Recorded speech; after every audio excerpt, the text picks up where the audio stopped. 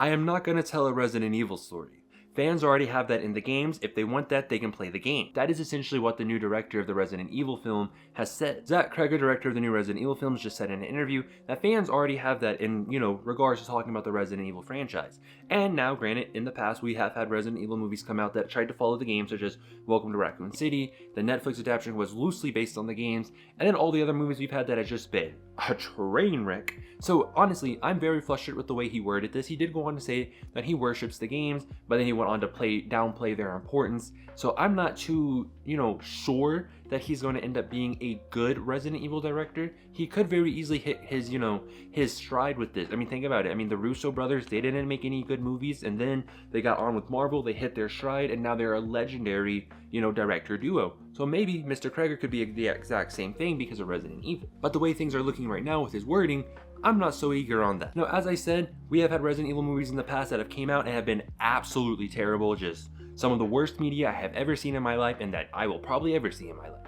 But as you can see, I am a giant Resident Evil fan. There is not a single thing about this game series that you can tell me that I don't already know, except for maybe some random thing like XYZ door director who, made the little animation, had Taco Bell for the first time in 1997 or something like that. I'm not gonna know that. But as far as like the story and stuff goes at these games, I know every beat heart by heart. I could visualize in my mind every single part of the game, start to finish, on every single game, except for Resident Evil Outbreak, because it's a terrible game and I will never play it again. I like this so much that I even bought the G Fuel for Resident Evil, and that shit was nasty. Now, before anything else, before I rant about this too far or say something that I'm gonna regret in the future if this ends up being a great movie, Capcom is definitely on the rise to try to recover and save the Resident Evil IP as a franchise and as just a cultural landmark. And this isn't no new concept. They've been doing this since about 2018, 2019, around that time. As Resident Evil 7 came out, it's kind of got people thinking, Resident Evil was actually pretty good, now wasn't. And then Resident Evil 2 came out and everyone's like,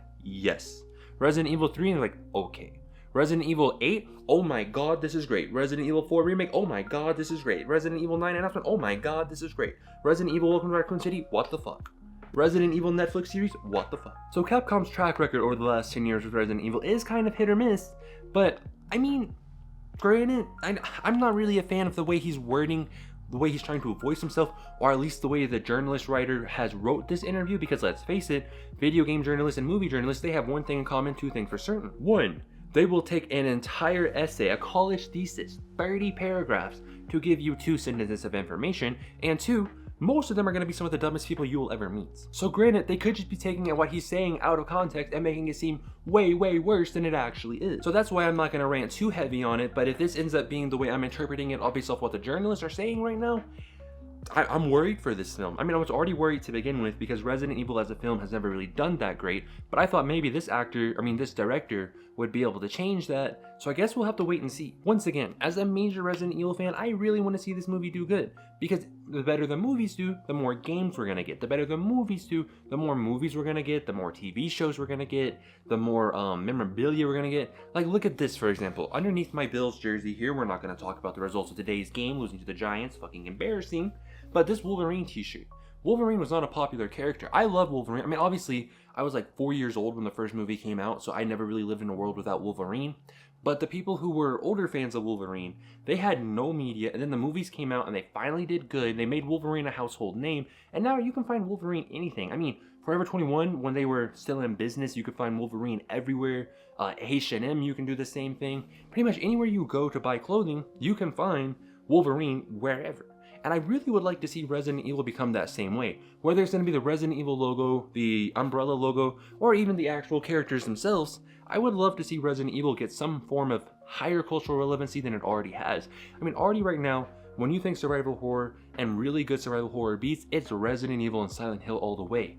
A lot of the major directors of horror movies even say that, yeah, Resident Evil inspired me to do this. I saw XYZ liquor come in through this wall, and I was like, you know what? I'm gonna make my guy come in through that wall, and it's gonna scare them just the same as it did in the games when I was a child or a teenager. So before we write off this film and take it as another adaptation that's gonna be a major flop of a video game IP, let's take a minute back and understand that film is complex. TV shows are complex, video games are complex. This guy may very easily manage to create the best film experience for a Resident Evil game that we have ever seen. And he might also go on to make the worst one we've ever seen.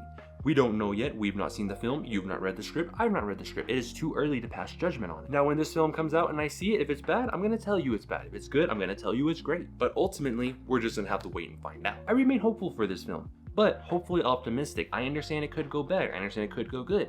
I thought Silent Hill 2 Remake was going to be bad, and it ended up being the best game of 2024. And the reason I thought that was because Silent Hill, the short story or whatever it was called, ended up being one of the worst game experiences of the generation. So this could end up being one of the worst Resident Evil interviews of all time, and then go on to be one of the greatest films of all time, definitely one of the good Resident Evil films. And now this very easily could go on to just be a really bad interview, and then the film go on to be great. We've seen that happen before. Look at Captain America: Brave New World. The interviews for it was terrible. The film, it was perfect. It was perfect. So before I drag this out any further, what's your opinion on this interview? Are you worried about the Resident Evil film? Are you excited? Are you hopefully optimistic?